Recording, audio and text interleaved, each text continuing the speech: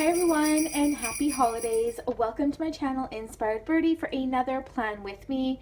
I do post every Sunday if you're new here. I would love to have you join me and subscribe to my channel. So this week I'm continuing along with the holiday theme, and I thought it would be a lot of fun to do a Disney princess holiday theme. So as you can see, I don't have all of the princesses, but I do have quite a few of them that I was able to find with holiday decor. Not all of them I was able to find with that, so these are the ones that I landed on. And I thought that would be a lot of fun. If you are looking for some more traditional holiday themes, I'm going to link some below because I do have tons that I've done in the past. I also have this washi that I'm going to be using today.